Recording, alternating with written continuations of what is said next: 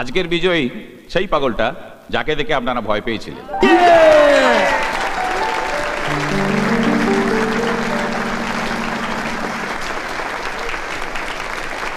অসামান্য অভিনয় করেছ, কেউ বুঝতেই পারেনি যে তুমি একজন প্রতিযোগী।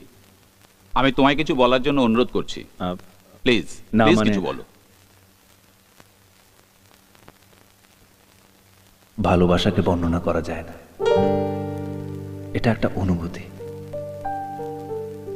এই কথাটা তারাই বুঝবেন যারা কখনো ভালোবেসেছেন। আজ আমি পাগলের অভিনয় করলাম। এরকমই এক পাগলকে আমি দেখেছিলাম।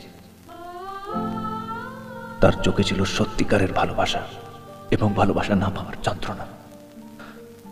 ঠিক এরকমই একজনকে আমিও চিনি, যে ভালোবাসা না পাওয়ার যন্ত্রণায় চলছে।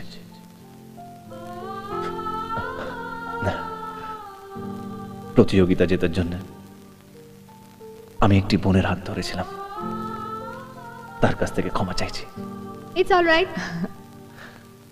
আপনাদের সকলকে অসংখ্য ধন্যবাদ। নমস্কার।